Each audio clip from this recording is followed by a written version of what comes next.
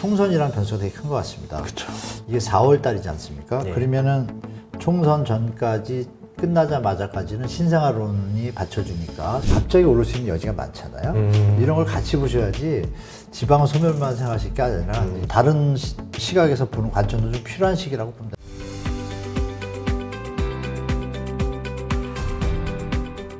안녕하세요. 이번 시간에는 한문도 교수님을 모시고 부동산 이야기를 해보도록 하겠습니다. 네, 반갑습니다. 네, 안녕하세요. 예, 굴곡이 있잖아요. 항상 네, 부동산 시장 그렇죠. 보면. 예. 지금은 어떤 상황인가요? 지금 이제 부동산이 예전에 이제 개발도상국이면 아시는 바와 같이 뭐 통화량 증가, 소득 증가 맞물려서 부동산 가치가 상승하잖아요. 근데 지금은 이제 투자라는 어떤 대상으로 또 투자가 되다 보니까 좀 더 많은 수요들이 부동산을 투자 상품으로 하고 툴이 있고 또 정부 정책까지 부동산이라는 게 한 국가에서 차지하는 비중이 크지 않습니까? 네. 그런 부분이 이제 아우러져서 결정적으로 이제 코로나 사태가 있었고 금리에 대해서 저금리, 고금리 시절이 다 있었지만 예전에는 고금리 시절이라도 주택 가격이 올랐어요. 왜냐하면 소득이 또 그만큼 늘었기 때문에. 그러나 이제 점점 볼륨이나 시스템이 정착되면서 지금 금리에 좀 민감하게 반응을 하는 그런 투자 상품의 수준이 됐고 여기서 이게 이제 오버해서 가격이 오르다 보니까 이 국가 경제에 부담이 되는 임계점을 지금 돌파했다고 저는 보고 있어요. 그래서 그게 이제 작년 연말에 가격의 어떤 급락, 짧은 시간에 걸어 나타났고 올해는 아시는 바와 같이 1.3 대책 그리고 특례보금자리론 41조하고 50년 주담대가 한 8조 가까이 소진됐거든요. 한 50조 됐죠. 그게 계산을 해보니까 5억짜리 집으로 계산하면 한 10만 채 이런 계산이 나오고 그럼 그게 전국에 배분을 하면 거래량의 증가 부분이 나오잖아요. 거래량의 증가가 딱 대출 확대한 것만 시장에 반영이 된 거예요. 딱 유동성만큼만 먹었다는 얘기네요. 그 얘기는 뭐냐면은 소득이 늘어서 일반 실수요자까지 충분히 가세하는 시장이 안 된 거죠. 그 얘기는 뭐냐면 가격이 임계점을 돌파했다는 또 반증이거든요. 그래서 지금 시장이 상반기에 쭉 올라오다가 추석 이후부터 이제 조금 꺼지는 게 이제 그 소진이 됐기 때문이고요. 그래서 제가 볼 때는 12월까지는 이 현상이 계속되고 예. 나머지 내년에 이제 신생아론이 또 나오지 않습니까? 그때 좀 계산하면 그것도 26조 6천억이니까 대충 이제 산수를 해보니까 그럼 반 정도 효과가 있잖아요. 예. 아 그러면 내년 상반기에 한 4, 5개월 정도에 또 시장을 받치는 효과는 분명히 있겠구나. 그럼에도 불구하고 경제 상황에서 소득이 금리를 우리가 동결하다 보니까 환율 상승으로 물가가 오르니까 실질 소득이 줄지 않습니까? 네. 주택 가격이 지금 상반기에 회복을 하니까 소득을 줄면 갭이 더 벌어지잖아요. 그게 이제 거래량 감소로 다시 나타났고 이 현상들이 당분간은 추세를 이어갈 거라고 보는 게 경제가 좋아져야지 이제 다시 한번 부동산이 같이 동반 상승할 텐데 그 시기가 제가 볼 때는 일시적 반등은 조금씩 있겠지만 당분간은 좀 몇 년 소요되지 않을까 그렇게 보고 있습니다. 아, 그러면 부동산이 상승하려면 결국 그 소득이라는 게 탄탄하게 받쳐줘야지 네, 사람들이 심리가 살아나는 거네요. 소득과 정책과 예. 경제 상황이 다 맞춰져야 되는데 경제가 발전하고 있고 네. 소득이 늘고 있고 분배가 잘 되고 인구까지 늘면 어떻게 되겠어요? 아, 당연히 그쵸. 주택가가 오르겠죠. 예. 그 와중에 유동성까지 가면 더 오르겠죠. 저걸리면 더 폭등이 되고 그게 이제 우리가 지금 겪어왔던 상황이고 지금 아시는 바와 같이 금리의 수준이 현재 소득 수준과 전체 평균적으로 볼 때 약간은 부담되는 수준을 넘어섰잖아요. 가계부채가 GDP 대비 100%를 넘었으면 리스크 일어날 확률이 거의 뭐 50% 이상이고 80% 정도면은 그래도 유지할 수 있는 선인데 우리 지금 뭐 108%까지 찍었다가 이제 105% 내려왔잖아요. 네. 그래서 이제 경고들을 많이 받고 있는 거고. 그래서 제가 볼 때는 이 수준이 당분간 이어질 수밖에 없는 시장 상황. 그러니까 예전하고는 많이 다른 거죠. 인구까지 감소하잖아요. 그래서 뭐 일본 버블 얘기가 자꾸 나오고 하는데 그게 근거 없는 것이 아니라 여전까지 어떤 역사적으로 보나 데이터의 어떤 근거들을 보나 그럴 가능성이 너무 높은 지표들이 많아요. 지금 전세대출 있지 않습니까? 아, 예. 그게 지금 시장을 많이 떠받치는 보이지 않는 베이스가 되다 보니까 이런 부분이 이중으로 부채에는 부담이 되니까 마냥 예전에 10년 동안 막 쭉 올라왔던 게 계속될 거다 이런 거는 너무 좀 긍정적인 좀 판단일 거라고 저는 생각하고 있습니다.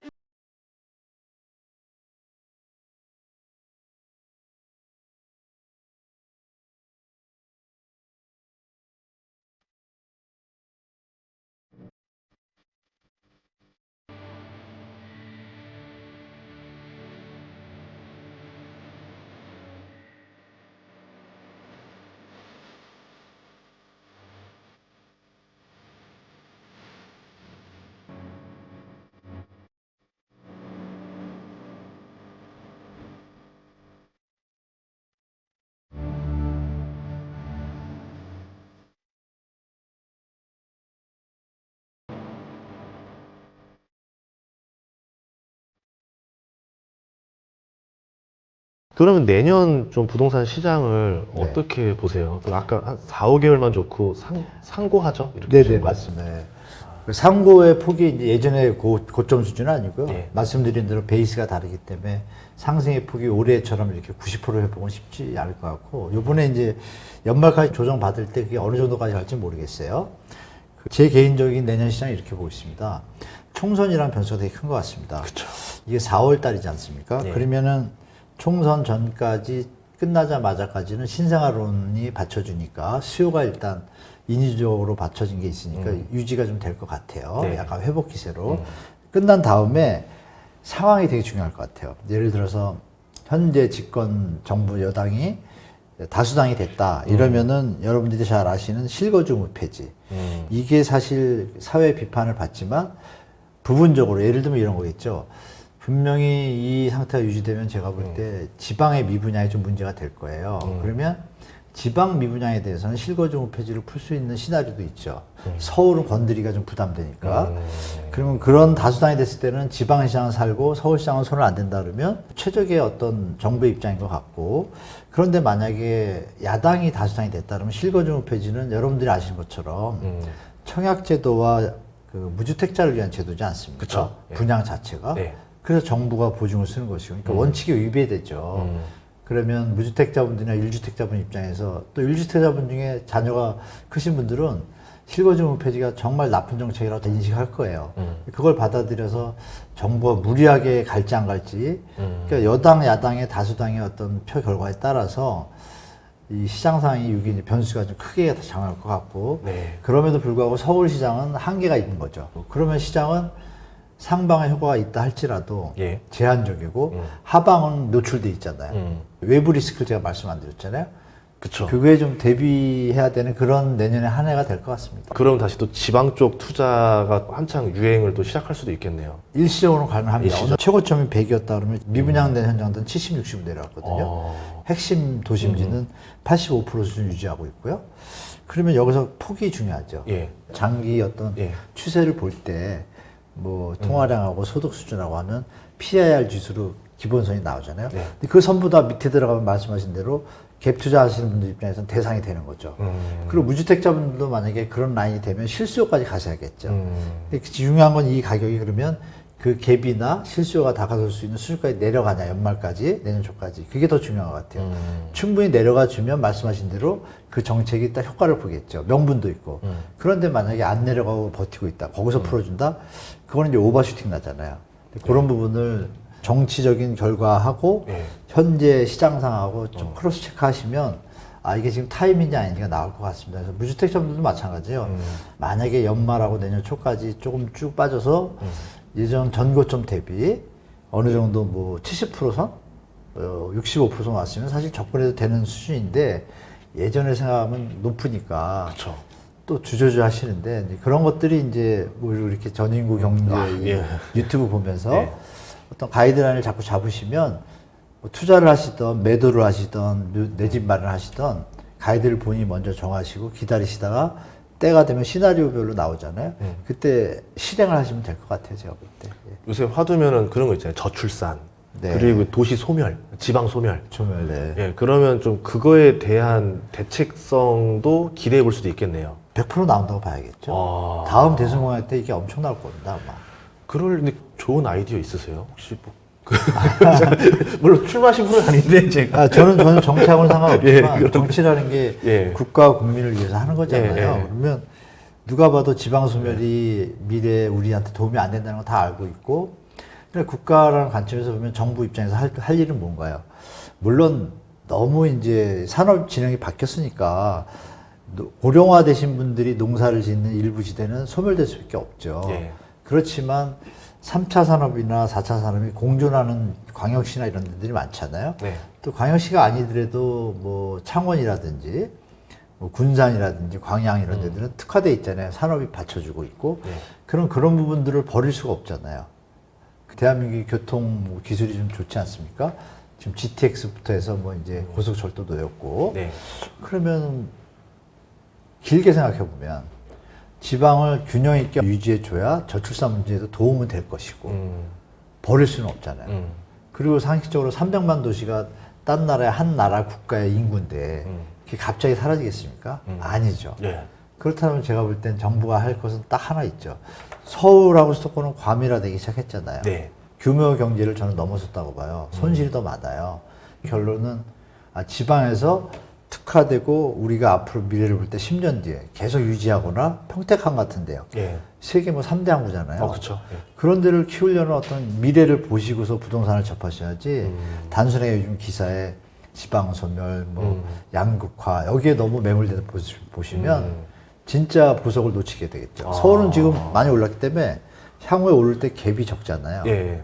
근데 지방은 역으로 정부에서 조금만 지원을 해준다 하면 갑자기 오를 수 있는 여지가 많잖아요. 이런 걸 같이 보셔야지 지방은 소멸만 생각하실 게 아니라 다른 시각에서 보는 관점도 좀 필요한 시기라고 봅니다. 그럼 지금 부동산 시장에서 남아있는 리스크가 네. 어떤 것들이 좀 있을까요? 일단 아까 말씀드린 가계부채가 있고요. 가계부채. 네, 영끌하신 분들의 네. 그 리스크가 있고 많이 보면 30%가 다중채무에 해당되니까 고금리가 제가 볼 때 내년까지 저는 갈 거라고 보거든요. 그랬을 때 약간의 부실화가 어느 정도 영향을 줄지 첫 번째 그거고 두 번째는 이제 여러분이 많이 하시는 PF인데 이거는 뭐 그냥 시간의 지연의 이 연장선일 뿐이지 결국은 다가올 시나리오라고 저는 판단하고 있거든요. 우리 2009년도 더듬어 보시면 그때도 2009년 1월 3일 날 MB 정부에서 글로벌 딱 터지고 11월부터 계속 발표하다가 1월 3일 날 미분양 지원 대책이 나오거든요. 그때는 좀 투명했어요. 투명해서 분양가를 낮추면 LTV를 85% 풀어주고 적극적인 지원을 했어요. 자금도 지원하고. 그럼에도 불구하고 미분양이 16만 개다 보니까 이제 다 구제 못하고 한 3, 4, 5만 개 정도 구제하고 10만 개가 미분양으로 돼서 뭐 임대주택으로 바꾸지 이렇게 했는데 네. 그러면 그때 결론이 뭐였냐면 우량 현장은 살아났지만 약간 부실하거나 과도하게 투자했던 현장들은 결국 생명력을 유지하다가 그 PF 이자가 요즘 A급 이하는 10% 넘거든요. 네. 그 2년이면 20%잖아요. 네. 그럼 보통 현장의 수익률이 한 30%에서 25%거든요. 예. 근데 건축비가 또 올랐잖아요. 예. 계산해 보면 2년 뒤에도 똔떠이거나 마이너스인 거예요. 그럼 결론은 뭔가요? 이 사업을 유지하는데 실익이 없잖아요. 예. 그럼 지금 정리해야 되는데 전체적인 분위기가 혹시나 부동산이 다시 오를까 하는 기대도 있잖아요. 그걸 기대하는데 좀 난망하죠. 그런 거 볼 때 부동산이 더 정고점을 뚫지 않으면 여전히 이거는 대상이 되겠죠. 그러니까 그 시나리오에 문제가 있고 마지막으로 그 글로벌 리스크가 존재하지 않습니까? 기업도 좀비 기업이 또 많잖아요. 기업에서 터질 수도 있으니까 좀 여러 군데 지뢰가 많아서 내년 한 해는 파도 치는 한 해? 바다로 말하면 내년 한 해 충분히 보시고 시장에 접근하는 게 제일 현명하지 않을까. 상승에도 한계가 있을 것이고 예. 하락에는 사실 열려 있기 때문에 예. 제가 볼 땐 아직 해소되지 않았다. 내년에 어떤 형태로 나타날지는 저도 100% 모르지만 가능성이 너무 높아 보인다 이렇게 말씀드리겠습니다. 그러면 지금 제일 또 위험한 지역이 좀 따로 있을까요? 아니면 부동산 종류 어떤 게 좀 위험한 종류가 따로 있다? 종류에서는 뭐 아시는 바와 같이 뭐 지식산업센터나 레지던스나 오피스텔은 이미 네. 위험해졌고요. 적고 분양도 잘 못하고 있는 현장이고 서울 강남 사거리 뭐 백면 사거리 사이에 그 하이엔드 오피스텔 지으려고 부지를 비싸게 좀 매입한 현장이 몇 개 있어요. 그대로 그냥 뻗어있다는 표현은 죄송하고 진도가 좀 안 나오고 있습니다. 아. 청담동도 아까 그랬듯이. 그럼 거기는 지금 뭐 분양도 안 한 상태에서 그냥 못하죠. 준다는 거예요? 분양도 못 하는 거예요? 왜냐하면 땅을 살 때 건축비가 있잖아요. 그때 시장의 분양가가 한 5억 받을 수 있다고 가정을 하고 사업 계획을 잡았잖아요. 네. 그 여지를 두고 수익률을 뒀는데 땅값에서 이미 50%를 했고 건축비가 30%를 해야 20%가 남는데 네. 땅값을 갖다 55% 살 수도 있잖아요. 근데 건축비가 올라가가지고 어떻게 됐어요? 다 메꿔버렸잖아요. 네. 그러니까 분양가가 남는 게 없잖아요. 지어도 적자라는 얘기네요. 높일 수도 없잖아요. 예. 이렇게 딱 그 상태가 된 거죠. 그거를 지금 유지하고 있기 때문에 제가 볼 때는 그쪽 상품들은 그건 정말 조심하셔야 되고 그다음에 물류 창고가 지금 상태 안 좋아졌고요. 그리고 이제 마지막 시장이 이제 연립 빌라 아파트가 있는데 주거에서 아파트가 사실 저는 오버슈팅 됐다고 봅니다. 지금 전세 여러분들이 아실 게 전세 대출을 올 3월부터 또 풀었잖아요. 예. 유주택자까지. 예.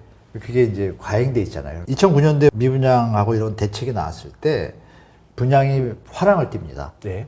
지금처럼 완판 막 나와요. 그리고 2011년도, 12년도 입주장이잖아요. 예. 그때 서울 수도권의 입주장 때 마이너스 P가 40에서 50%입니다. 현장에.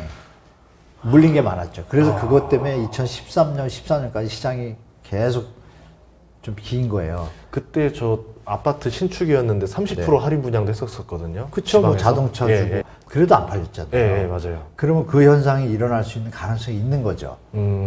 없다고 배제할 수 없거든요. 지금 이 현재 분양가가 앞으로 갈 수 있는 여력이 있다면 지금 붙어줘야 되는데 못 붙잖아요. 그 와중에 정부가 예전과 다른 강력한 대책을 던졌죠. 분양 현장의 세대 원까지 풀었잖아요. 예. 그러니까 가수요가 4배가 늘잖아요. 그런 청약률인데 미분양이 낮다? 분명히 청약할 때는 완판이고 몇십 대 1인데 계약률에서는 70%다? 이상하잖아요. 서울도. 예. 그럼 우리가 2년 뒤 시장을 함부로 올라갈 거라고 판단해서는 안 되고 2009년하고 똑같을 수도 없지만 아 그런 시나리오가 있었구나. 그러면 몇 년 좀 약세장이 될 수도 있겠다는 시나리오를 같이 가셔서 예. 지금 위험한 지역과 부동산 종류를 물어보셨는데 예. 저는 내년 한 해는 다 그 대상에 들어간다고 말씀드리겠습니다. 상가는 더 위험하고요. 아, 상가도 네, 네, 위험하고요. 요새 제가 많이 들었던 질문이 이거였거든요. 네. 내 집 마련 요새 해도 되지 않냐, 이제 시작해도 맞죠. 되지 않냐, 이런 얘기를 하는데. 맞죠. 그러면 언제쯤이 좀 가장 바닥권이라고 좀 보세요? 내 집 마련할 때는? 저는 시기 개념이 아니라 가격 기준으로 말씀드리거든요. 만약에 올해도 작년에 내림폭만큼 있었다면 예. 아마 소비자들이 다가섰을 거예요.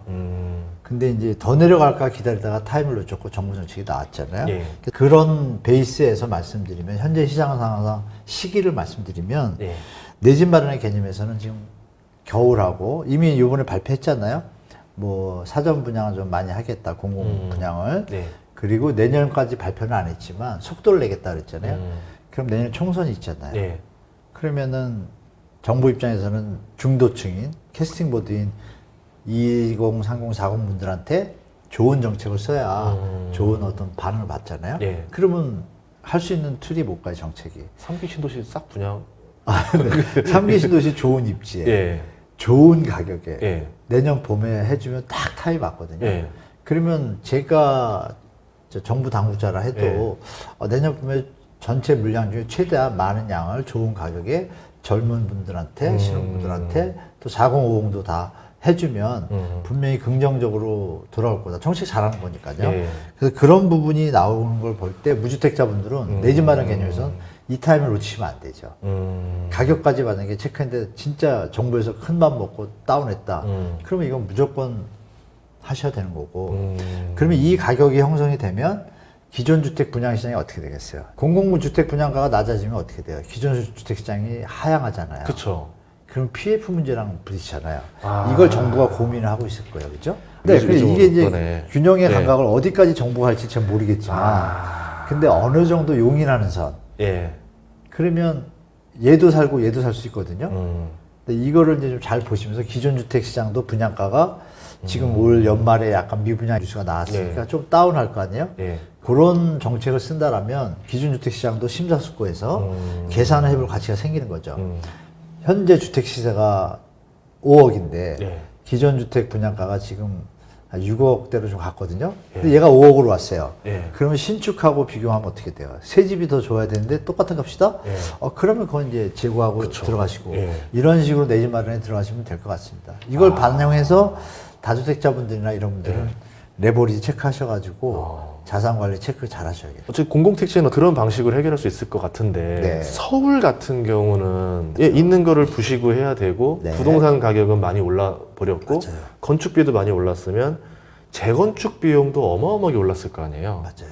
그러면 그 비싼 가격으로 재건축을 다시 분양을 내고 하려면 그 하시는 분들도 분담금이 많이 늘어날 거고 사는 사람 입장에서도 이 고분양가가 비싸서 못 해먹겠다 문제가 이렇게 될 생기죠. 거고 네, 맞아요. 그럼 서울 안의 분위기는 또 다를 수도 있겠네요. 예, 서울 이렇게 생각하시면 되죠. 2010년도, 11년 때 강남에 미분양이 터지기 시작하잖아요. 시장이 다운되니까. 예.